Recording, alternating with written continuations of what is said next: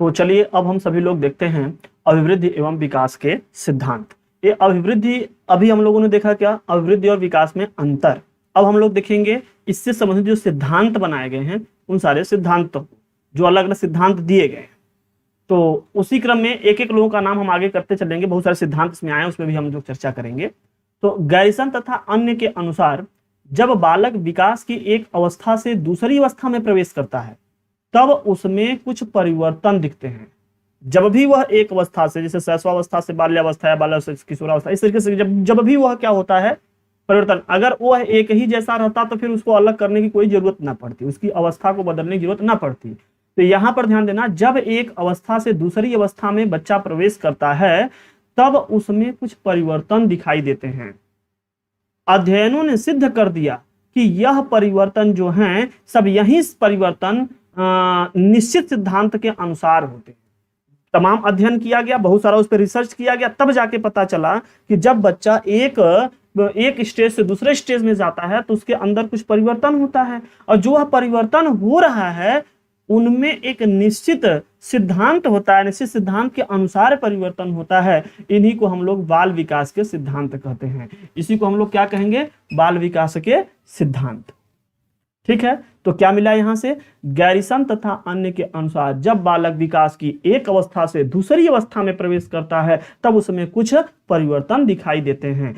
अध्ययनों के बाद यह पता चला कि जो यह परिवर्तन हो रहा है यह निश्चित सिद्धांत के अनुसार हो रहा है। इसी जो निश्चित सिद्धांत है, इन्हीं सिद्धांतों को हम बाल विकास के सिद्धांत कहते हैं। जब बालक विकास के एक अवस्था से दूसरी अवस्था में प्रवेश करता है तब उसमें कुछ परिवर्तन होते हैं। ये परिवर्तन निश्चित सिद्धांत के अनुसार होते हैं, और वो जो सिद्धांत है उन्हीं सिद्धांतों के बारे में हम लोग यहाँ पर एक एक करके चर्चा करेंगे। सबसे पहला है विकास की दिशा का सिद्धांत। इसमें जो दो दिशाओं के बारे में हम लोग चर्चा करेंगे, सिफलोकॉडल और प्रैक्सिमोडिस्टल जो भी है उस पर अभी हम चर्चा करेंगे। तो ध्यान देना, यह विकास की दिशा, उसमें मतलब दिशा को लोग ध्यान में रखते हुए इस पे काम किया गया है। तो वृद्धि व विकास की अपनी ही दिशा होती है, अपनी एक दिशा होती है वृद्धि और विकास दोनों की। इसके अनुसार बालक का विकास सिर से पैर की दिशा में होता है। ठीक, बालक का विकास कहाँ होता है, सिर से पैर की दिशा में होता है। अर्थात बालक की परिपक्वता गर्भाधान के बाद, गर्भाधान को नहीं, गर्भाधान के बाद। ठीक, गर्भाधान पहले कैसे कर लोगे भाई, तो बालक की परिपक्वता गर्भाधान के बाद सिर से पैर की ओर होती है। मतलब क्या हुआ, पहले सिर विकसित होगा, फिर धीरे धीरे पैर के, और अंग तब बाद में विकसित होंगे। उसके बारे में अभी हम चर्चा करते हैं। इस प्रकार के विकास को मस्तक बोधमुखी विकास एवं केंद्र से परिधीय विकास कहते हैं। केंद्र से परिधीय विकास कहते हैं, या इसको कहते हैं मस्तक बोधमुखी। अभी इसके अंग्रेजी वाले शब्द से आप लोग परिचित होंगे, हम चर्चा करते हैं। बच्चा पहले सिर हिलाना सीखता है, फिर उठना तथा उसके बाद बैठना सीखता है। उठाना बैठना ये सब कुछ, ठीक है। तो पहले सिर हिलाता, माने पहले सिर वाला काम करता है वो, फिर धीरे धीरे छोटे छोटे अंगों की ओर, फिर पैर वगैरह जो भी है हुआ।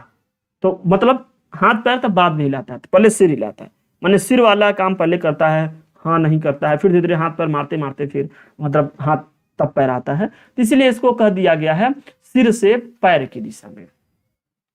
ठीक है, आगे देखिएगा, कुप्पुस्वामी ने लिखा है कि विकास सिर पदाभिमुख मतलब सेफलोकोडल, इसको आप ध्यान देना, यह जो अंग्रेजी है कई बार देखने को मिलती है। और समीप दूराभिमुख मतलब समीप से दूर के मतलब प्रॉक्सिमोडिस्टल क्रम में होता है। यह कुप्पुस्वामी लिखे कि विकास दो तरीके से हो सकता है, या तो सेफलोकॉडल या फिर प्रॉक्सिमोडिस्टल के तरीके से।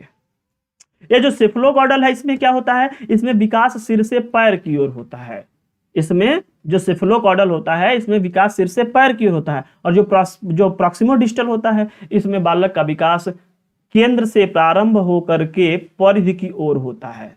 ठीक, केंद्र से प्रारंभ होकर के परिधि की ओर, अर्थात सेंटर टू, मतलब पहले सेंटर में होता है, फिर बड़ी बड़ी चीजें होती है, फिर उसके परिधि की ओर चलता है। अर्थात मतलब क्या है कि पहले रीढ़ की हड्डी का विकास होता है, उसके बाद धीरे धीरे भुजाओं का विकास होता है। जैसे अगर हम बात करें, जैसे सेंटर से परिधि की ओर, तो मतलब जैसे रीढ़ की हड्डी हो गई, सपोज करो रीढ़ की हड्डी हो गई, तो रीढ़ की हड्डी का विकास पहले होता है, उसके बाद फिर हाथ पैर जो भी उससे जुड़े हैं उसका विकास होता है। तो सेंटर से परिधि की ओर। ठीक है, यहाँ परिधि कर लीजिए, ज्यादा सही रहेगा। आई बात समझ में। तो रीढ़ की हड्डी विकसित हुई, उसके बाद फिर हाथ पैर विकसित हुए, फिर अंगुलियां वगैरह विकसित हुई, मतलब सेंटर टू सेंटर से परिधि की ओर हो रहा है। तो दो तरीके से होता है, एक हो जाता है सेफेलोकॉर्डल और एक होता है प्रॉक्सिमोडिस्टल। सेफेलोकॉर्डल में क्या होता है, वही जैसे बात बताने, पहले पैर हिलाता, पहले सिर वगैरह हिलाता है, उसके बाद तो फिर हाथ पैर हिलाता है, इस तरीके से। तो एक तो वह विकास हो गया, और ये जो प्रॉक्सिमोडिस्टल होता है यह केंद्र से प्रारंभ होकर करके परिधि तक चलता है। ठीक, आगे चले देखते हैं हम लोग विकास की दिशा। विकास की दिशा, आयु और विकास की क्रिया। चलिए अब हम लोग इसको देख लेते हैं। प्रथम माह, विकास की एक तरीके से कहते हैं विकास की क्रिया के, ज्यादा सही, दिशा नहीं क्रिया कहो, यहाँ ज्यादा सही रहेगा। विकास की क्रिया पे हम लोग देखेंगे कि कब कब किस किस समय में कौन कौन से महीने में कौन कौन सा अंग जो है किस किस तरीके से क्या क्या विकास होता है। तो पहले माह में सिर को उठाना सीखता है बच्चा। पहले तो शुरू में तो क्या करता है, चाहे जैसे कर दोगे उधर ही रहता है, लेकिन जो पहला माह बीतते बीतते क्या होता है, बच्चा सिर को उठाना सीखता है। माने उसके अंदर वो सीखता क्या है, धीरे धीरे वो विकसित हो जाता है, उसका विकास होता है। 3 माह में बच्चा क्या करता है, गतिशील वस्तु पर नेत्र नियंत्रण करता है, अर्थात जो चल रही है, पहले जो चला गया वो चला गया, वो ध्यान देता, लेकिन अब जो चल रहा है उसको वो देख सकता है, ऐसे देख सकता है। ठीक है, तो गतिशील वस्तु पर नेत्र नियंत्रित करने वाली 3 महीने में यह विकास होने लगता है, 3 महीने में हो जाता है विकास। 5 महीने में सहारा देने पर बैठने लगता है। माने 5 महीने का बच्चा है अगर, तो उसको अगर आप किसी चीज से आप टेक लगा दोगे, कुछ सहारा दे दोगे, तो क्या हो जाएगा, उस पे अब वो बैठ सकता है। तो ये सब क्या है, सब एक एक क्रम में हो रहा है। 6वें और 7वें महीने में बिना सहारे के बैठने लगेगा। माने 6वें से 7वें महीने, 7वें महीने तक बीतते बीतते बच्चा क्या करेगा, फिर उसको सहारा देने की जरूरत नहीं है, वो फिर स्वतः ही बैठने लगता है। 8वें महीने में, 7वें 8वें महीने में वही होता है, कुछ बच्चे 7वें में कर लेते हैं, कुछ में बच्चों में थोड़ा जल्दी होता है, कुछ में थोड़ा सा स्लो, बस वही। 7वें 8वें महीने में कहा जाए तो सहारे से खड़े होने लगते हैं, मतलब अब बच्चा बैठ रहा था, अब खड़े होने की कोशिश करने लगा। तो अब जो है 7वां 8वां महीने में क्या करेगा, सहारे से लेकर के खड़े होने की कोशिश करेगा। 9वें 10वें महीने में बिना सहारा के खड़ा होने लगेगा, और 1 वर्ष बीतते बीतते क्या करेगा, बिना सहारे के वो चलने लगेगा। हालांकि पहले चलने की कोशिश करता है, धीरे धीरे करके वो 1 वर्ष बीतते बीतते, जैसे 11वें 12वें महीने में वो जब वो खड़ा होने लगा, थोड़ा बहुत कोशिश करेगा, और 11वें महीने में आसपास में 12वें महीने तक बीतते बीतते, अर्थात 1 साल बीतते बीतते बच्चा क्या करता है, बिना सहारे के धीरे धीरे चलना स्टार्ट कर देता है। 2 वर्ष में दौड़ना, टेढ़ी मढ़ी लकीरें खींचना, दौड़ने लगता है बच्चा, टेढ़ी मढ़ी वो ऐसे लकीरें भी छोटा मोटा खींचने स्टार्ट कर देता है। 3 से 4 वर्ष बीतते बीतते कूदना, साइकिल चलाना, ये सब जितने भी है, ठीक है, ये सब वो धीरे धीरे कोशिश करने लगता है। तो यह रही समय। ये समय आप ध्यान देना कि पहले महीने में सिर को उठाना, तीसरे महीने में बीतते बीतते गतिशील वस्तुओं पर नियंत्रण करना, अर्थात जा रहा है कोई वस्तु उसको देखते रहना, जैसे बिल्ली आई बिल्ली गई तो उसको भी देख सकता है। 5वें महीने में सहारा देने में बैठने की कोशिश करने लगता है, अर्थात सहारा देने पर बैठ जाएगा 5 महीने में अगर रहता है तो। 6वें से 7वें महीने में अगर जाए तो बिना सहारे के बैठने लगेगा। 7वें 8वें महीने में सहारे के साथ खड़े होने लगेगा। फिर 9वां 10वां महीने में धीरे धीरे वो जो सहारे के साथ खड़ा हो रहा था, अब वो बिना सहारे के ही खड़ा हो जाता है, थोड़ा बहुत चलने की कोशिश करेगा, और 1 वर्ष बीतते बीतते क्या हो जाएगा, बिना सहारे के चलने लगेगा। 2 वर्ष की उम्र तक जाते जाते दौड़ने लगेगा, ठीक टेढ़ी मेढ़ी लकीरें खींचने लगेगा। 3 से 4 वर्ष जाते जाते कूदने वगैरह वाली की जो क्रिया होती है कूदने भी लगेगा, साइकिल वगैरह होता है सब वो चलाने लगेगा। ट्राई साइकिल का मतलब होता है 3 पहिए वाला जो साइकिल होता है उसको चलाने लगेगा। अभी धीरे धीरे 3-4 वर्ष के बाद में जब वो और बड़ा होगा, जब हम लोग बहुत बड़े हो गए थे, हमको याद है अच्छे से 10-12 महीने 12 साल 13 साल हो गए थे तब साइकिल चला पा रहे थे। तो यहाँ ट्राई साइकिल, वो साइकिल नहीं, हमारे कहने तक जब हम साइकिल केवल बोले होंगे तो आप केवल 2 पहिए वाला साइकिल मत ले लेना। ट्राई साइकिल मतलब होता है बच्चों को सीखने के लिए एक साइड में एक और ऐसे लग जाते हैं पहिए, वो गिरता नहीं है बद्ध से, या ये कह सकते हैं कि जो छोटे छोटे बच्चों को खिलौने वाली गाड़ी आती है उस पर बैठ जाते हैं, वो लोग धीरे धीरे उसको करने लगते हैं।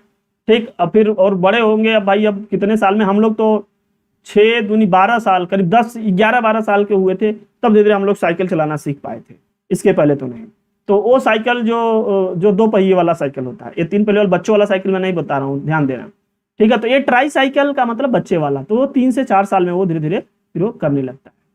और हालांकि केवल बैठ के ऐसे हैंडल वगैरह घुमाने जो खेल जो एक तरीके से छोटी सी गाड़ी आती है बच्चों की, उस पर तो करीब 2 साल में 1.5 से 2 साल में उस पर जब बैठने लगेगा तो उस पर भी बैठ करके वो धीरे धीरे पकड़ने लगता है। लेकिन जब वो चलाने वाली बात है कि वो चलाने लगे, मतलब उसका दोनों काम करने लगे, हाथ पैर वो दोनों काम करने लगे, तो वो करीब 3 से 4 साल लगता है। आगे हम देखेंगे वृद्धि व विकास की गति एवं दर एक सी नहीं रहती, अर्थात वृद्धि और विकास ये दोनों की जो गति है यह एक जैसी नहीं रहती है, कोई कम या कोई अधिक हो सकता है। विकास यूं तो बराबर होता रहता है, मतलब दोनों में होता रहता है, परंतु गति हमेशा एक जैसी नहीं रहती। पहले कभी हो सकता है कि किसी अवस्था में बहुत तेजी से कुछ विकास किया हो, फिर कुछ अवस्था तक वो स्लो हुई हो, फिर तेजी से किया हो। ऐसे जैसे शैशवावस्था के शुरुआत में गति तीव्र होती है, बाद में मंद पड़ जाती है। जब बच्चा शिशु होता है तो बहुत तेज विकास करता है, हाथ पैर बहुत जल्दी जल्दी विकसित होता है उसका, फिर थोड़ा स्लो पड़ जाता है। पुनः किशोरावस्था के प्रारंभ में इसकी गति फिर तेज हो जाती है, बहुत सारे अंग, बहुत सारे परिवर्तन बहुत जल्दी हो जाते हैं, 2-4 महीने के अंदर सब विकसित हो जाता है, परंतु यह कुछ समय पश्चात फिर से क्या होता है, स्लो हो जाता है। इस प्रकार अगर हम कहें कि वृद्धि और विकास की गति में उतार चढ़ाव आते रहते हैं तो ये बात बिल्कुल सही है। कभी बहुत तेजी से विकास करता है, फिर कुछ देर शांत होता है, फिर विकास। अच्छा, इसमें भी बहुत सारा, अभी आप आगे पढ़ोगे तो उसमें भी होता है कि लड़के में विकास, लड़के और लड़का अगर है तब या लड़की अगर है तब, दोनों में अलग अलग तरीके से हम अभी चर्चा करेंगे। आगे देखते हैं विकास क्रम का सिद्धांत। क्रम, तो ध्यान देना इस सिद्धांत में गामक एवं भाषा विकास एक निश्चित क्रम में होता है। कैसे होता है? एक निश्चित क्रम में होता है। जैसे अगर भाषा के विकास की बात हम करें तो बच्चा पहले सुनता है, फिर बोलता है, फिर पढ़ता है, फिर लिखता है, मतलब LSRW, मतलब listening, speaking, reading and writing. ऐसे जब बालक गर्भ में होता है तो उस टाइम में पहले गर्भावस्था में होता है, फिर शैशवावस्था में, फिर बाल्यावस्था में विकास होता है, उसके बाद फिर किशोरावस्था में होता है। उसका एक क्रम है। अब ऐसा नहीं कि पहले शैशवावस्था, फिर गर्भावस्था, फिर बाल्यावस्था, ऐसे इस तरीके से नहीं, उसका एक क्रम है। गर्भावस्था, शैशवावस्था, बाल्यावस्था, फिर किशोरावस्था। पहले बच्चा गर्भ में रहता है तो उसमें जो विकास होता है, फिर शिशु होता है उसका विकास, फिर बच्चा बालक होता है वही तब का विकास, और जब वो किशोर अवस्था में पहुंचता है तब भी विकास। यहाँ पे जो LSRW, इस पे बारे में हम फिर सभी आगे चर्चा करेंगे। हिंदी वगैरह पेडागोजी में आप चर्चा किए होंगे तो एक क्वेश्चन बनता है सीटेट में, आजकल आप देखे होंगे कि इसका विकास एक निश्चित क्रम में ही होता है, इसका विकास निश्चित क्रम में होता है। हालांकि बतिया कुछ तो सही था, लेकिन उस वाले ऑप्शन को न करके वहां पे एक और ऑप्शन दिया रहता है कि इनमें एक ये अंतः संबंधित होते हैं। LSRW, listening, speaking, reading, writing, वो वाला ऑप्शन सही हो जाता है। उसमें देते हैं ना कि जो सबसे सटीक उत्तर हो उसको चुन करके लिखो, तो उस वाले ऑप्शन में ध्यान देना, उस वाले ऑप्शन को करेक्ट करते हैं। वो हिंदी पेडागोजी में आता है, संस्कृत में भी 1-2 जगह क्वेश्चन वह आया है, तो आप ध्यान देना। इस निश्चित क्रम में सिखाया जाए सुनना, बोलना, पढ़ना, लिखना, तो उसमें थोड़ा सा अच्छे से सीख पाता है बच्चा। लेकिन कभी कभी क्या होता है, कुछ चीजें आगे पीछे भी होती रहती है। जैसे हम अभी बहुत अच्छा श्रोता नहीं हुए तभी हम बोलने लगते हैं, बहुत अच्छा वक्ता नहीं हुए तभी हम पढ़ने लगते हैं, और बहुत अच्छे पढ़ने वाले नहीं तभी हम लिखने लगते हैं। तो अंतर संबंधित है। हाँ, उसका एक क्रम है। अब अगर वो क्वेश्चन में, अगर उस ऑप्शन में बल्कि हमको लगता है कि एक क्लियर बात लिख देते, वहां पे हमको लगता है कि कुछ न कुछ सीटेट वालों को ऑप्शन में करेक्शन करना चाहिए, जिससे एकदम जो है क्लियर हो जाए। वहां लिखें कि जो भाषा का विकास है यह इसी क्रम में होता है, जो बात कहें वही लिखते हैं, वह यह इसी क्रम में ही होता है। अगर लिख देते तो आराम से गलत हो जाता। हाँ, इसी क्रम में होता है, वो भी दबाव देता है कि इसी क्रम में होता है, लेकिन या विकास का यही क्रम है कह देते तो थोड़ा दबाव माने देने वाली बात, जबरदस्ती नहीं, हम इसी क्रम में ही होगा, नहीं अदरवाइज नहीं हो पाएगा, तो वो काटने में थोड़ी सी आसानी होती। वहां लिखते हैं अगर इसी क्रम में ही होता है तो तब वहां पे मिल जाता है इजिली कि सुनना, बोलना, पढ़ना, लिखना ये आपस में एक दूसरे से इंटरकनेक्टेड हैं, तो उस वाले को थोड़ा सही करना आसान होता है। अदरवाइज लोग गलत कर देते हैं। हालांकि विकास इस क्रम में होता है, इसी क्रम में होता है या इसी क्रम में ही होता है। थोड़ा सा ऐसा जब ऑप्शन आता है तो ऑप्शन में आपको देखना पड़ेगा। फिलहाल यहाँ हम बात कर रहे थे गर्भावस्था में पहले विकास होता है, फिर शैशवावस्था, बाल्यावस्था, फिर किशोरावस्था। परस्पर संबंध का सिद्धांत, जो ये संबंध होते हैं कि इसके साथ है या इसके साथ है या इसके साथ है, क्या मतलब? इस सिद्धांत के अनुसार बालक के विकास के सभी स्वरूप, कौन कौन विकास होता है, जैसे शारीरिक विकास, मानसिक विकास, सामाजिक विकास, संवेगात्मक विकास, ये हम कुछ 4-5 जो नैतिक विकास होता है ना, इसे कुछ 4-5 हम विकास के बारे में आगे पढ़ेंगे। करें सभी के सभी जो विकास हैं एक दूसरे से संबंधित होते हैं। ऐसा नहीं है कि पूरी शरीर का विकास हो जाए तब मस्तिष्क का विकास होना प्रारंभ हो। फिर जब पूरे मस्तिष्क का विकास हो जाए तब सामाजिक विकास हो। ऐसा नहीं है, सब साथ साथ चलता रहता है, सब साथ साथ चलता रहता है। ठीक, तो यह एक दूसरे से परस्पर संबंधित होते हैं, जैसा कि मैं अभी पीछे वाले आप एग्जाम्पल में बताया। वही बोल रहे हैं कि गौरीसन और अन्य का कथन है कि शरीर संबंधित दृष्टिकोण व्यक्ति के विभिन्न अंगों के विकास में सामंजस्य और परस्पर संबंध बल देती है। अर्थात यही बात कहना चाहते हैं कि वे सब एक दूसरे से परस्पर संबंधित होते हैं। हाथ का विकास, पैर का विकास, आंख का विकास, जिह्वा का विकास, वो एक साथ होता रहता है। ऐसा नहीं कि पहले हम देखने वाला पूरा अच्छे से कर लेंगे तभी बोलने वाला विकास होगा। मतलब आंख पूर्ण रूप से विकास हो जाए तब जिह्वा का विकास हो, जिह्वा का पूर्ण रूप से विकास हो जाए तब हाथ का विकास हो, हाथ का पूर्ण रूप से विकास हो जाए तब पैर का। ऐसा कुछ नहीं, वो सब एक दूसरे से क्या होते हैं, कनेक्टेड होते हैं। एक कहावत भी है कि जो शरीर से स्वस्थ होता है उसका मानसिक स्तर भी अच्छा होता है, वह सामाजिक कार्य करने में भी बहुत आगे होता है। अर्थात शरीर के स्वास्थ्य को मानसिक स्तर से, माने मानसिक स्थिति से जोड़ा जा रहा है, मानसिक स्वास्थ्य से जोड़ा जा रहा है। शरीर स्वस्थ है तो मस्तिष्क अच्छा रहेगा, मस्तिष्क अच्छा है तो आप सारा काम अच्छा करोगे, फिर आप सामाजिक सामाजिक विकास है आपका वो भी हो जाएगा, आप समाज में अपने स्थान भी अच्छे से बना सकते हो। आपको पता होगा कि जब जितना आप ज्ञान लोगे, पढ़ोगे, लिखोगे, ज्ञानी बनोगे, उस ज्ञान का प्रयोग कर करके धन अर्जन करोगे, धन अर्जन करने से, धन अर्जन कर करके उससे क्या करोगे, आप धार्मिक कार्य करोगे, या ये कह सकते हो कि एक सामाजिक कार्य करोगे। जब सामाजिक कार्य करोगे तो तमाम जो अनुष्ठान वगैरह, व्रत, पूजा, उपवास जो भी कुछ होता होगा वो सब करवाओगे तो समाज वहां पे एकत्रित होगा, तो आपको समाज में इज्जत मिलेगी, आपका उसमें एक स्थिति बनेगा। तो सबका एक क्रम है। ठीक, आगे चले देखते हैं। विकास प्रक्रियाओं निरंतरता का सिद्धांत केवल इस तथ्य पर बल देता है कि व्यक्ति में कोई आकस्मिक परिवर्तन नहीं होता है, बल्कि विकास की प्रक्रिया अविराम गति से निरंतर चलती रहती है। निरंतर विकास का सिद्धांत का मतलब यही है कि विकास रुकता नहीं है, वो या आकस्मिक परिवर्तन नहीं होता कि अभी अभी नहीं हो रहा, अभी नहीं हो रहा, कल बहुत ज्यादा हो गया, ऐसा नहीं। यह एक क्या होता है, विकास की प्रक्रिया अविराम माने बिना रुके कंटिन्यू रूप से आगे क्या होती है, चलती रहती है। ठीक, गर्भधारण से यह प्रक्रिया प्रारंभ हो जाती है और मृत्यु पर्यंत चलती रहती है। इस वाले को आप अच्छे से नोट कर लेना है, कई बार आता है। गर्भधारण से लेकर के मृत्यु तक जो है यह विकास होता रहता है। चलिए आगे देखते हैं। एकीकरण का सिद्धांत, इसके अनुसार बालक पहले संपूर्ण अंगों को तथा फिर अंगों के भागों को चलना सीखता है। ठीक, माने पहले क्या करेगा, संपूर्ण हाथ पैर से मारेगा, फिर क्या करेगा कि उसके अब अंगुलियों वगैरह को अब हिलाएगा। जैसे आप देखिए, पहले हाथों को पूरा हिलाता, पूरे हाथ को ऐसे से हिलाता है, फिर क्या करता है, उसके अंगुलियों को हिलाता है, और जब कुछ और समय बीतता है तो हाथ और अंगुली सब एक साथ हिला सकता है। पहले क्या होता है, पहले पूरा हाथ हिलाता है, ठीक, फिर क्या करता है, वो केवल अंगुली हिलाता है, मतलब उस पर अब कंट्रोल होने लगा। अब फिर कुछ देर बाद में वो हाथ और ये दोनों अंगुली दोनों को वो क्या कर सकता है, अब हिला सकता है, मतलब वो एक साथ अब हो सकता है। तो ये चीज धीरे धीरे होता है, एक साथ एक ही दिन में ऐसा नहीं होता। विकास लंबवत न होकर चक्राकार या वर्तुलाकार होता है। अब लंबवत माने डायरेक्टली एग्जैक्टली ऐसे नहीं होता है, वो क्या होता है, थोड़ा बड़ा ऐसे होता है, वर्तुलाकार होता है, थोड़ा बढ़ते बढ़ते जाता है। ठीक है, इस टाइप से। अब इसका क्या मतलब है, इस सिद्धांत के अनुसार यदि बालक की लंबाई में वृद्धि होगी तो साथ साथ चौड़ाई में भी वृद्धि होगी। अब ऐसा नहीं है कि कोई बालक जो है पहले एकदम बड़ा हो जाए फिर वो मोटाना स्टार्ट हो। थोड़ा बहुत होता है, थोड़ा बहुत देखने को मिलता है कि शुरुआती दौर में बच्चा कम मोटा होता है, थोड़ा बाद में हेल्दी हो जाता है। वो चीज नहीं, मतलब अब ऐसा नहीं कि पहले केवल हड्डियां बढ़ जाए पूरा फिर ऐसा हो, ऐसा नहीं होता है। ठीक, बालक एक अवस्था से दूसरी अवस्था में जब प्रवेश करता है तो उसमें उसकी विकास क्या होती है, वर्तुलाकार रूप में होता है, अर्थात लंबाई में वृद्धि के साथ साथ चौड़ाई में भी वृद्धि होती है। वंशानुक्रम, जैसे आप किसी वृक्ष को ही ले लीजिए, किसी वृक्ष को ही ले लीजिए, ऐसा नहीं कि बहुत बड़ी हो जाए फिर उसके बाद तब ये मोटाना स्टार्ट हो, ऐसा नहीं। वो क्या होता है, दोनों एक साथ चलता रहता है। फिर यहाँ पे ध्यान देना, वंशानुक्रम व वातावरण की अंतःक्रिया का सिद्धांत।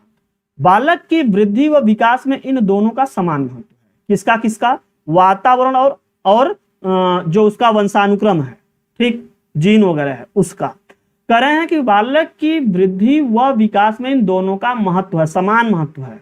मतलब किसका किसका, वंशानुक्रम और वातावरण, इन दोनों का, ये दोनों एक दूसरे से इंटरकनेक्टेड होते हैं या एक दूसरे पर डिपेंड रहते हैं, कहिए ऐसे। अर्थात बालक का विकास न केवल वंशानुक्रम या न केवल वातावरण बल्कि दोनों पर निर्भर करता है। दोनों की अंतःक्रिया के कारण उसमें विकास होता है, बालक का विकास। तो बालक के विकास में केवल वंशानुक्रम नहीं, केवल वातावरण नहीं, बल्कि क्या, दोनों। ठीक, इन दोनों का प्रभाव पड़ता है, इन दोनों के कारण से बच्चे के अंदर विकास होता है, अच्छा होता है। ठीक, तो यहां पे हो जाएगा दोनों का समान। परिवार में छोटा बच्चा अपने से बड़ों को देखकर, सुनकर व अनुकरण मतलब नकल कर करके सीखता है। एक तो उसके अंदर ये भी हो जाए कि जो वातावरण है आसपास, जो उसका माहौल है वो सीखेगा। फिर साथ साथ तो जिस परिवार से है, जिस परिवार में है या फिर उसका भी तो असर पड़ता है, यही बात है। अब वही बात है कि किसी टीचर वाले समुदाय में है तो टीचिंग वाले क्षेत्र में जाएगा, अगर वो किसी गायन वाले समुदाय में तो गायन में, अगर वादन वाले समुदाय में तो वादन में चला जाएगा। मतलब वो दोनों का असर पड़ता है। व्यक्तिगत भिन्नता का सिद्धांत, हर बच्चा अलग अलग होता है, उसकी बहुत सारी विभिन्नताएं होती हैं, शारीरिक रूप से, मानसिक रूप से, जो उसका समाज है या जो उसका परिवार है, जो उसका परिवेश है, उन सभी रूप से क्या होता है, अलग अलग होता है। तो अलग अलग ज्ञान बुद्धि भी होता होगा। एक ही आयु के दो बालक तथा बालिकाओं के शारीरिक, मानसिक, भाषा एवं संवेगात्मक विकास में भिन्नता होती है, अर्थात हर तरीके के विकास में भिन्नता होती है। भले वो एक ही साथ क्यों न पैदा हुए हों, एक ही जगह, एक ही मतलब ट्विंस ही क्यों ना हो, जुड़वा ही क्यों ना हो, लेकिन अगर दोनों अलग अलग जगह पे रह रहे हैं तो उनका खान पान, रहन सहन, वातावरण जो भी है, सबका प्रभाव पड़ता है और इससे उन सभी में क्या होता है, परिवर्तन आ जाता है।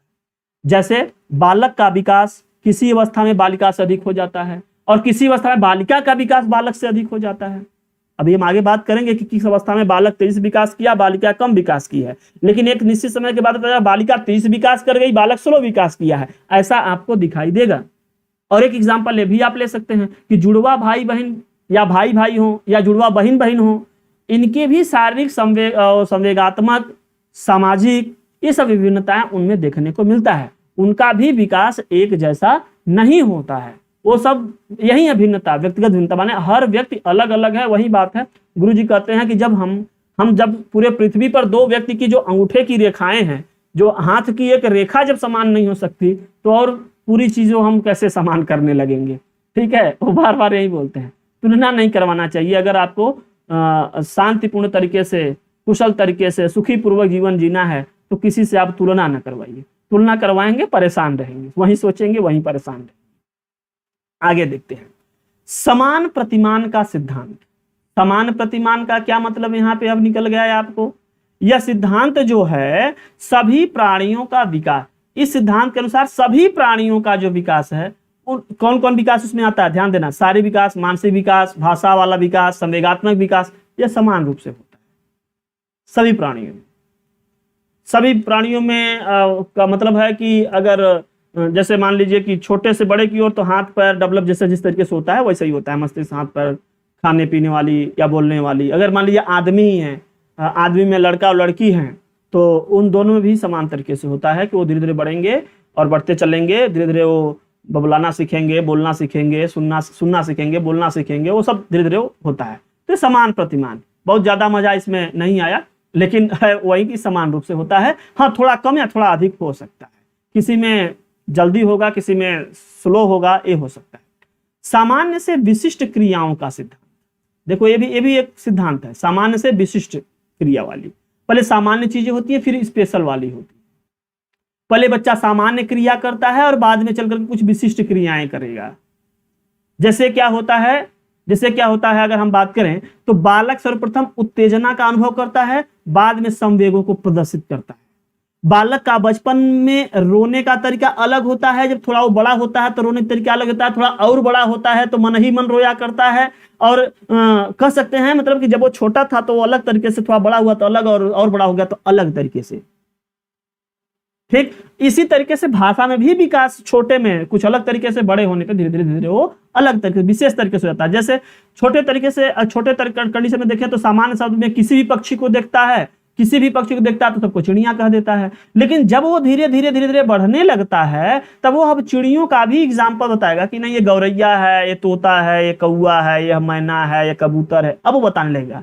तो पहले तो सामान्य रूप में ले लिया। सामान्य में का क्या मतलब है कि पहले वो तो सबको चिड़िया कह दिया, लेकिन जो जो समय बीतने लगा, जो जो उसका ज्ञान विशिष्ट की ओर बढ़ने लगा, विशिष्ट ज्ञान मतलब विकास होने लगा, तब त्यों त्यों क्या होने लगा, फिर वो उसके अंदर विशिष्टता आने लगी और वो पक्षियों का नाम लेने लगा। तो यही है सामान्य से विशिष्ट, अर्थात इसके अनुसार बालक पहले सामान्य क्रियाएं करता है और बाद में विशिष्ट क्रियाएं करता है। बालक पहले सामान्य चीजों को बोलता है, सीखता है, बोलता है, और बाद में चल करके विशिष्ट चीजों को सीखता और बोलता है। जैसे वही बात है कि प्रारंभ अवस्था में सभी पक्षियों को चिड़िया कहता है, लेकिन जब वो धीरे धीरे जानकार होने लगता है, विशिष्ट उसका ज्ञान होने लगता है, तो वो सभी चिड़ियों का नाम भी जानने लगता है, अब वो नाम बताने लगता है। तो यह इस तरीके से विकास होता है सामान्य से विशिष्ट की ओर, माने पहले चिड़िया समझना और चिड़ियों के बाद अब चिड़ियों के नाम भी जानना। ठीक, अब आगे है प्रारंभिक वर्षों में तेज विकास का सिद्धांत। लो, प्रारंभिक वर्ष में बहुत तेजी से होता है। अगर मैं आपसे बात करूं तो आप पढ़ने पे भी देखिए, मान लीजिए अगर आपको सपोज ये ज्योतिष नहीं आता है, शुरुआती दौर में आप बहुत कुछ जान जाओगे, लेकिन जब उसके अंदर गूढ़ चीजों को समझने वाली बात आती है फिर तो थोड़ा थोड़ा जब सीखने होता है तब थोड़ा थोड़ा सीखते हो। जैसे संस्कृत का ही सीखना देख लो, शुरुआती दौर में बड़े जल्दी वर्णमाला पकड़ लोगे, संधि समास सब पढ़ने लगोगे, सरल सरल क्वेश्चन तमाम बनने लगेगा, बहुत जल्दी से कर लेते हो। लेकिन जब उसी में छोटे छोटे वार्तिक, छोटे छोटे नियम, उसके गूढ़ता वाली बात को जो समझने लगते हो, फिर दिमाग चकराने लगता है, फिर स्लो हो जाता है। ठीक उसी तरीके से समझो कि प्रारंभिक वर्षों में बच्चे के अंदर विकास तेजी से होता है और फिर धीरे धीरे चलने के बाद क्या हो जाता है, थोड़ा स्लो हो जाता है। आप इसको इस तरीके से भी ले सकते हो कि जब ऊंचाई से पानी नीचे आता है, तो जब ऊंचाई में अंतर ज्यादा होता है, पानी खोलते ही बहुत तेजी से आता है, लेकिन जब इसका पानी धीरे धीरे ऊपर उठने लगेगा, इसका पानी का तल घटने लगेगा, जब धीरे धीरे बराबर होने लगेगा तो फिर धीरे धीरे हाल का स्लो होने लगता है। वही हाल यहाँ पे भी है। ठीक, वही हाल यहाँ पे भी है ना। क्या कह रहे हैं कि जीवन के प्रारंभिक वर्षों में विकास अधिक तेजी से होता है, अर्थात शुरू में कुछ नहीं सीखा, बच्चा बड़े तेजी से सीखता है, अर्थात अन्य अवस्थाओं की अपेक्षा, अन्य अवस्था मतलब किशोरावस्था, बाल्यावस्था, अब जो और भी प्रौढ़ावस्था है, उनकी अपेक्षा जो शुरू वाली अवस्था होती है उसमें बहुत तेजी से विकास होता है उसके अंदर। कुछ विशेष अवस्थाएं हैं, ऐसी नहीं सभी अवस्थाओं में, ठीक, उसमें तेजी से होता है। जैसे शैशवावस्था में वृद्धि और विकास तेज गति से होता है, शिशु जब होता है बहुत तेजी से बढ़ता है। जैसे अगर आप देखेंगे बच्चे का बहुत सारा दिमाग, लगभग 90% जो है दिमाग, वो 3 साल के अंदर तक बढ़ जाता है, उसके बाद बहुत ज्यादा नहीं बढ़ता। ठीक, बस प्रवर्धित करता रहे उसी को। संचय और पुनरावृत्ति का सिद्धांत, संचय और पुनरावृत्ति का सिद्धांत माने स्टोर और फिर रिपीटेशन वाला। विकास संचयी होता है, इसका मतलब क्या होता है कि हम जो पहले सीख लिए वो ज्ञान अपने दिमाग में रखे हैं, अब नया चीज सीखेंगे तो उस वाले ज्ञान को लगा करके और जल्दी सीख लेंगे, तो रिपीटेशन वाला हो जाता है। तो कह रहे हैं विकास संचयी होता है और इसकी पुनरावृत्ति होती रहती है, अर्थात वह बार बार रिपीट करती रहती है। संचयी का मतलब है जोड़ते जाना, मतलब जो हम सीखे हैं उसको भूलेंगे नहीं, फिर आगे फिर आगे फिर आगे उस वाले ज्ञान का प्रयोग करते चलेंगे और जल्दी में सीखते चलेंगे। क्या कर रहे हैं, शैशवावस्था का आत्म प्रेम मतलब स्वप्रेम, अपने के प्रति प्रेम जब किशोरावस्था में आता है तो और बढ़ जाता है, अर्थात वो देखा जाता है कि हाँ वैसा नहीं कि किशोरावस्था में जाने पर अपने लगे मारने, नहीं, वो होता है। शैशवावस्था में बालक कल्पना जगत का विचरण करता है और पुनः जब वो किशोरावस्था में आता है तो उस समय भी करते रहता है, वो भी करते हुए दिखाई देता है। तो इसका मतलब उस वाले जो छोटे समय में किया, जैसे आप मान लीजिए कि आप प्राथमिक कक्षाओं में कुछ जोड़ना घटाना सीख रहे थे, आप पढ़ रहे थे, आप थोड़ा बड़े हुए तब भी आप जोड़ पढ़ रहे हैं, तब भी आप पढ़ रहे हैं, लिख रहे हैं। ठीक, तो उसमें क्या वो चीज भूल गए जो आप प्राइमरी में सीखे थे? नहीं, वो वही जोड़ते जाओ। इसी तरीके से वह कर रहे हैं कि जब हम साइकिल चलाना सीखे तो साइकिल चलाना धीरे सीख गए, अब हम बाइक चलाना सीखेंगे तो साइकिल चलाना भूल तो जाएंगे नहीं। ठीक, उसी पर आधारित हम धीरे धीरे करके फिर बाइक भी सीख लेंगे, वो भी ज्ञान रहेगा। अभी तो जोड़ते जाओ, ज्ञान को जोड़ते जाओ। बाइक के बाद 4 व्हीलर सीख लिएगा, फिर एरोप्लेन सीख लिए, सब तमाम चीजों को, बुलडोजर भी सीख लेना, जिसको मन करेगा बुलडोजर भी सीख लेगा।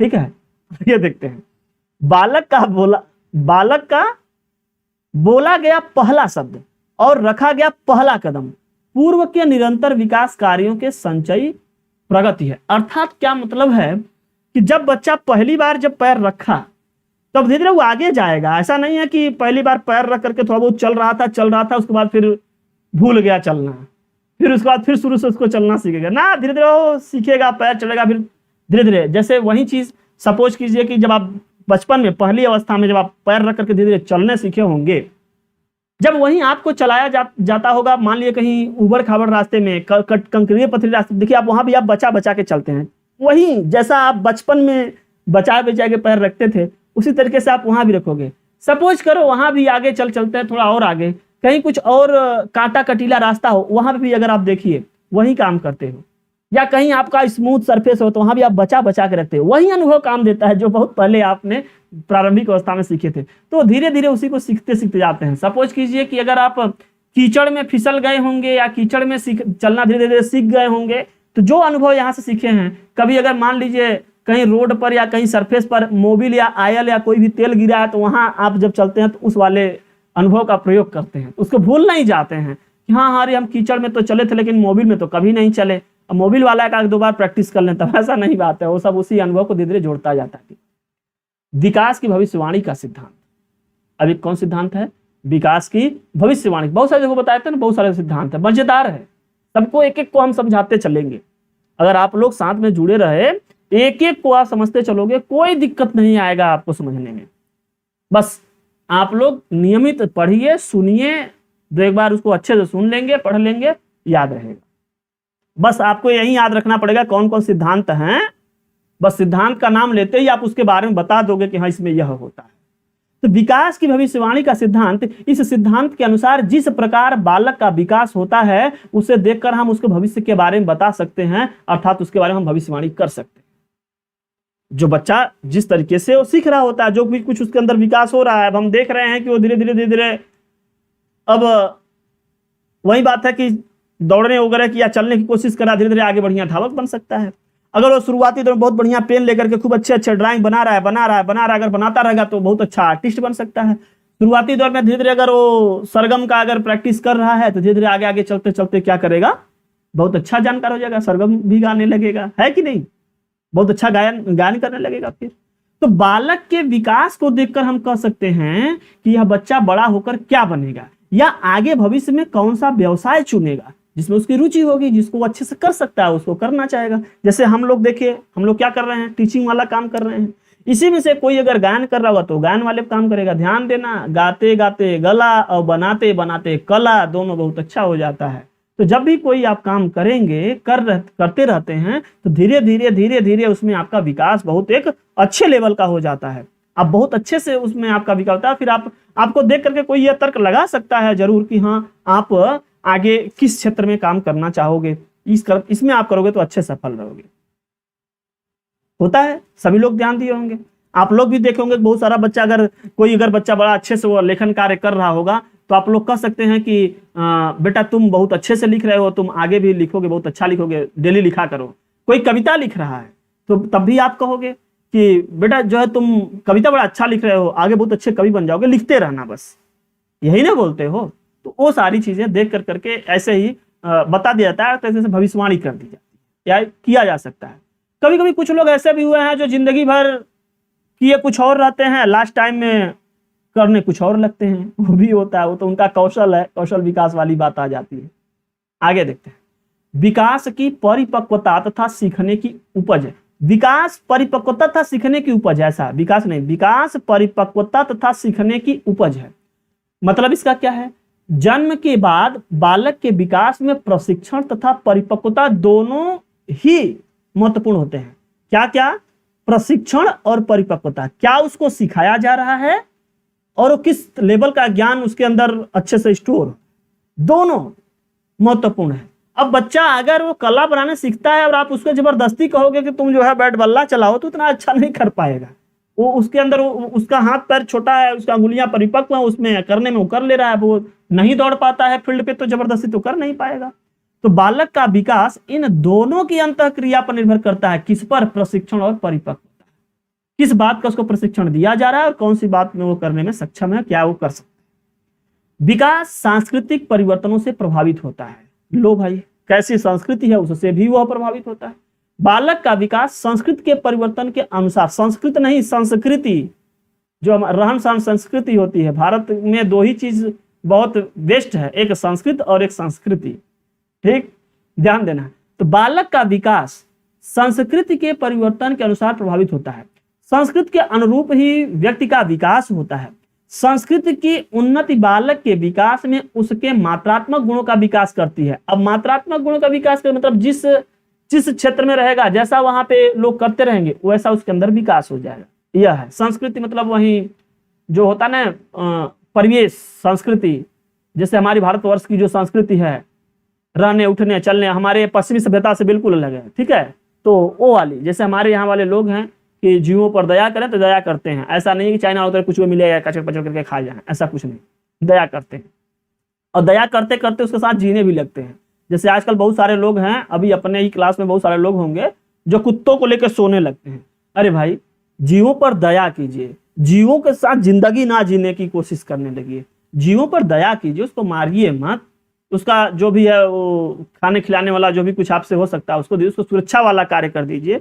अब वही बात है कि आप कुत्ते या फिर ये कहिए कि जो शेर है वह दौड़ने वाला काम करता है या घोड़ा दौड़ने वाला काम करता है, उसको आप बांध कर करके अपने यहाँ शोभा की चीज बना के रखोगे तो उसके अंदर वो तो वैसे ही बेचारा बहुत कष्ट में भुगता रहेगा। आप लोग याद कीजिए 11th या 12th में अंग्रेजी में एक चैप्टर था द हार्स, याद होगा सबको, रहा होगा, तो उसमें आप सोचिए वो सब सारी कंडीशन। तो वही बात है यहाँ पर कि हम ये कहना चाहते हैं कि छोड़िए उन सब बातों को, अदरवाइज लोगों को थोड़ा कष्ट होगा। मैं वही कहना चाहता हूँ कि आप लोग भाई कुत्ते को ठीक है दया कीजिए, कीजिए, उसको घूमने टहलने वाला काम उसको करिए, उसको बिस्तर पे मत और उसको थाली में मत खिलाइए अपने साथ, उसको खाते रहिए, उसमें खिलाते रहिए, वो हमको अच्छा नहीं लगता है। ठीक है, दया कीजिए, हम नहीं कर रहे हैं कि दया मत कीजिए, जीवों पर दया कीजिए। ठीक, जीवों से के साथ जिंदगी मत जिए, किसी के साथ सोइए खाइए नहाइए। फिलहाल आगे चलते हैं। विकास की आरंभिक बुनियाद महत्वपूर्ण है।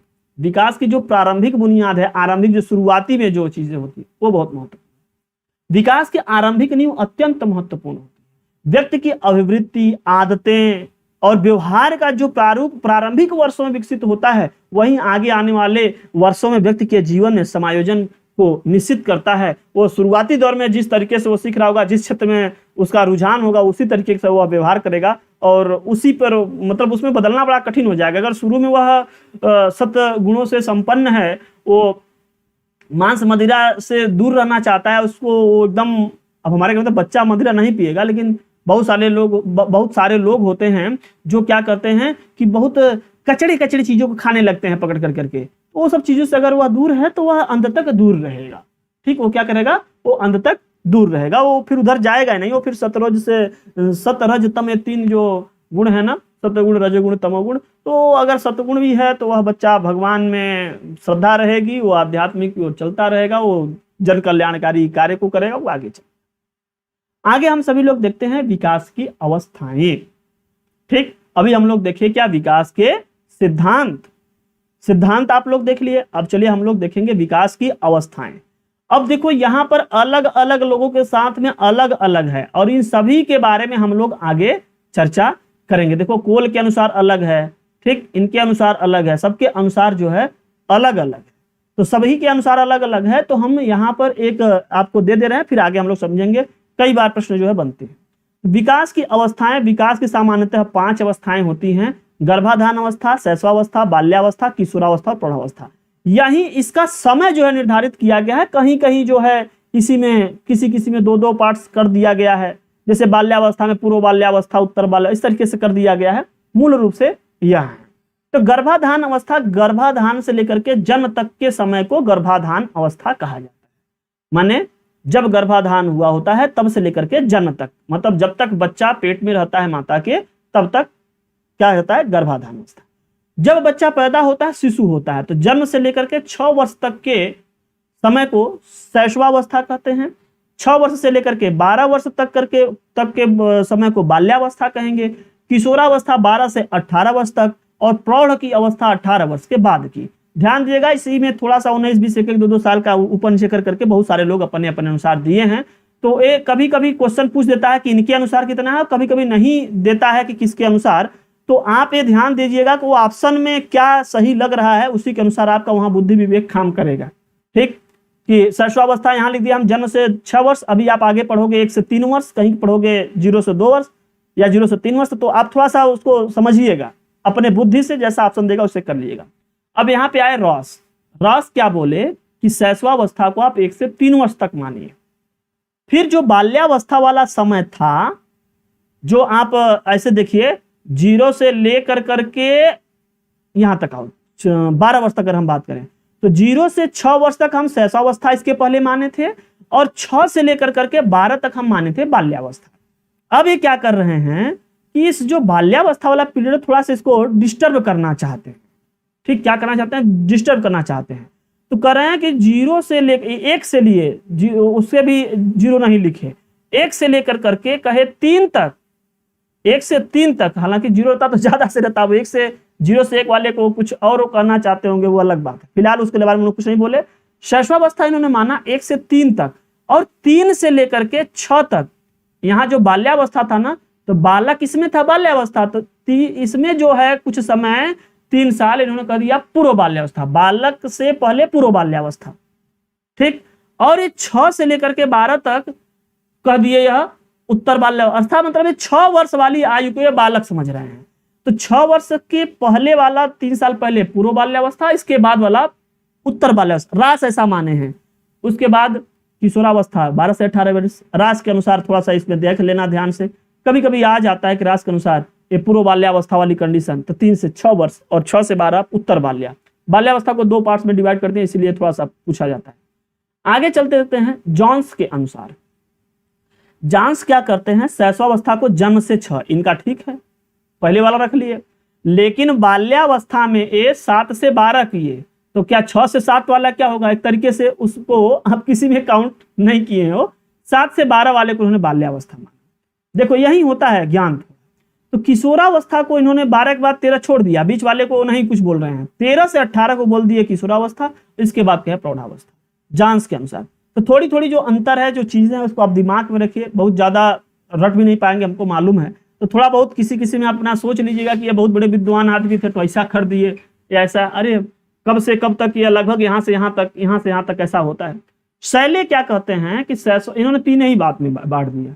शैले बोले कि 0 से 5 वर्ष तक शैशवावस्था, 6 से 12 तक जो है बाल्यावस्था।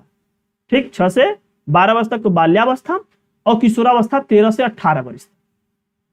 ठीक, किशोर, तो ये ध्यान देना, कहीं 12 से 18, कहीं 13 से 18। तो अगर पूछ दिया जाए कि 15 साल का बच्चा क्या है, तो किशोर है, वो एकदम क्लियर हो गया। अब कभी कहीं क्वेश्चन कर दे 12 वर्ष का बच्चा क्या है, फिर बड़ी समस्या हो जाए।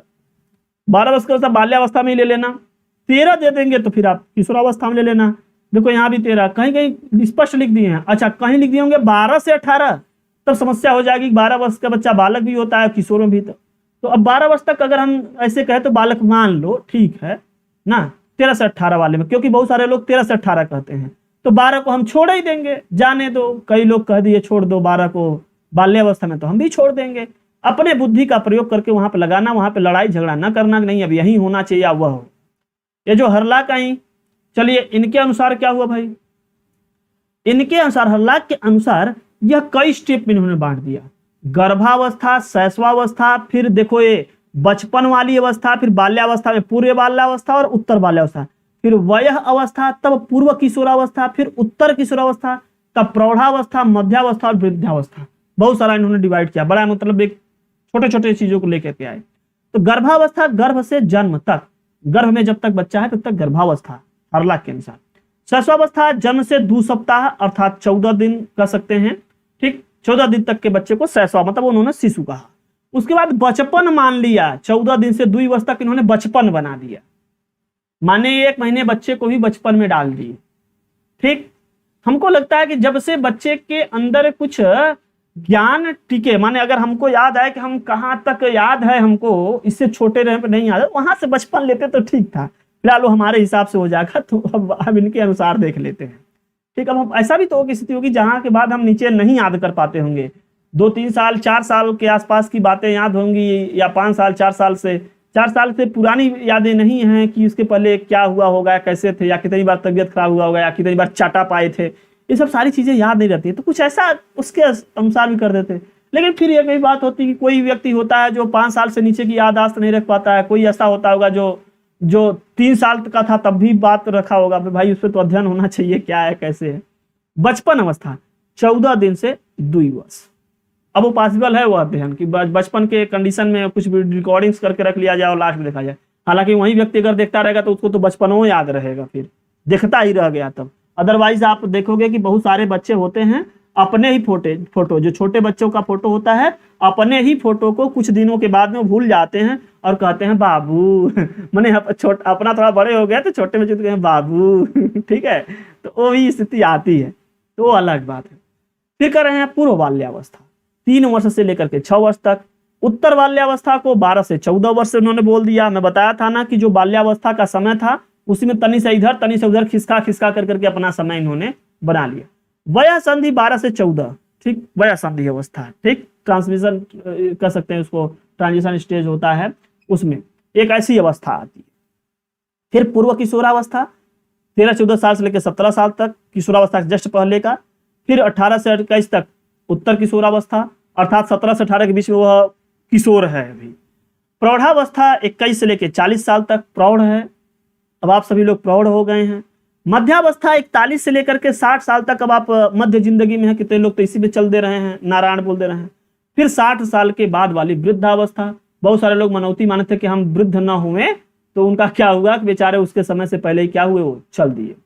यहाँ देखिए कुछ इंपॉर्टेंट पॉइंट्स लिखा गया है कि जन्म पूर्व काल जो गर्भावस्था है उसको 3 काल खंडों में डिवाइड किया गया है। कौन कौन है? एक डिंबावस्था, पिंडावस्था, ठीक, हाँ 3 काल खंड, डिंबावस्था, पिंडावस्था, एक और होता है उसका नाम ही यहाँ से गायब हो गया है, ठीक।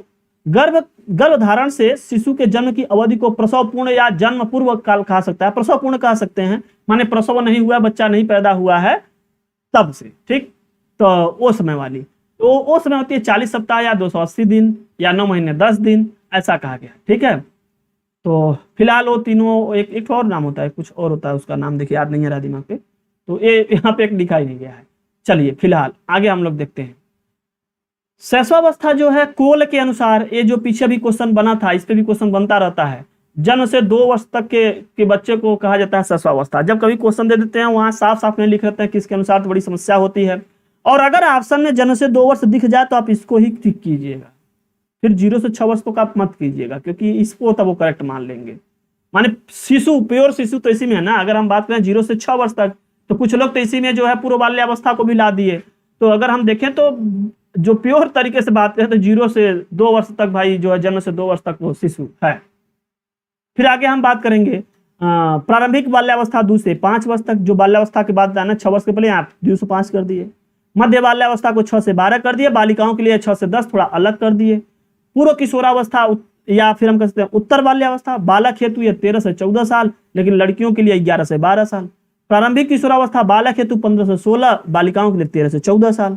मध्य किशोरावस्था जो है बालक हेतु 17 से 18 वर्ष है, जबकि बालिका के लिए 15 से 17। उत्तर किशोरावस्था बालक हेतु 19 से 20 वर्ष तक और बालिका हेतु 18 से 20 वर्ष तक है। इस सब डाटा को याद रखना थोड़ा कठिन हो जाता है। हमको लगता है कोल के अनुसार वाला थोड़ा सा कर लोगे अच्छे से तो एक माइंड में बन जाता है, क्योंकि इन्होंने बड़े थोड़े थोड़े में कर करके डिवाइड कर दिया। या फिर आप एक पीछे जो दिया गया था यह वाला हरलाक वाला, इसमें भी बहुत छोटे छोटे दिनों को लेकर के इन्होंने बताया है, तो आप इसको भी देख सकते हैं, ठीक है। तो यह रहा, ये जो 3 चरण थे ना, देखो यहाँ पे आ गया डिंबावस्था, बीजावस्था, डिंबावस्था और फिर यहाँ पे हो गया रोपणावस्था, ठीक। यहीं फिर आगे देखो पिंडावस्था, इसी का नाम है बीजावस्था इसका। फिर क्या भ्रूणावस्था, और एक अवस्था हो जाएगा आपका, और आगे वह क्या हो जाएगा आपका गर्भस्थ शिशु, जो आगे भी चलेगी, हम लोग चर्चा करेंगे। तो चलिए अब आगे हम लोग सभी लोग चर्चा करने वाले हैं गर्भावस्था और गर्भधारण से लेकर के जन्म तक के बारे में। फिर आगे एक एक अवस्थाओं के बारे में हम लोग चर्चा करेंगे। तो जो लोग भी अभी तक देख रहे हैं, अगर लेसन अच्छा लग रहा हो तो लाइक जरूर कीजिएगा, शेयर जरूर कीजिएगा, और जो भी कुछ थोड़ी बहुत कमियां रह गई हैं आप लोग उसको कमेंट करके जरूर बताइएगा, उसको आगे दूर कर लिया जाएगा। फिलहाल सभी लोग स्वस्थ रहें, मस्त रहें। चलिए मिलते हैं नेक्स्ट क्लास में, तभी के लिए बस इतना ही। थैंक्स फॉर वॉचिंग, जय हिंद। अच्छा, नोट्स में जो कहीं थोड़ी बहुत अगर वो छूटा है तो उसको आप लोग अभी आगे मिल जाएगा, तो उसको आप लोग यहाँ पर जोड़ लीजिएगा, ठीक है। तो प्रूफ रीडिंग में कहीं थोड़ा बहुत छूट गया होता है, मैं पहले ही बता दिया था कि यह जो क्लास है यह पूर्ण रूप से ई लर्निंग विद दुर्गेश का जो नोट्स छपा है, जो आप लोगों को दिया जाता है, उस पर आधारित है। उसी को हम लोग यहाँ पर डिस्कस कर रहे हैं, और उसमें जितने पॉइंट्स दिए गए हैं, जितने टॉपिक्स हम उसमें मेंशन किया गया है, उन्हीं टॉपिक पर हम लोग यहाँ पर चर्चा कर रहे हैं, उसी को हम समझ रहे हैं। जो नोट्स आप लोग परचेस करते हैं उसको हम लोग पढ़ रहे हैं, उसमें आने वाली जो समस्याएं हैं पढ़ते वक्त में जो लोग नहीं समझ पाते हैं तो उनके लिए एक बहुत अच्छे से सहारा मिल जाएगा। यही नोट्स जो लोग परचेस करते हैं उनको भी दिया जाता है। तो आप सभी लोगों से यही उम्मीद करेंगे कि आप लोग क्लास भी कीजिए, पढ़ते रहिए, नोट्स वगैरह जो आपका मिला है वो पढ़ते रहिए। जो लोग नहीं लिए हैं वो लोग आप लोग ले भी सकते हैं, जरूर आप लोग लीजिए उसको और पढ़िए अधिक से अधिक। जितना आप 2 बार 3 बार पढ़ोगे उसमें जो छोटी मोटी थोड़ा बहुत जो गलतियां होंगी वो भी पकड़ में आ जाएंगी। छापते वक्त में इसमें थोड़ी बहुत हो सकता है शुद्धियां रह गई हो, जैसे भी देखो कहीं कहीं छोटी मोटी मिल जा रही हैं। तो सब सारी चीजें आप पढ़ते रहेंगे, समझते रहेंगे, वो सब कुछ दूर होता रहेगा। तो चलिए फिर मिलते हैं हम लोग नेक्स्ट क्लास में, गर्भावस्था से प्रारंभ करेंगे। तभी के लिए बस इतना ही। Thanks for watching. जय हिंद।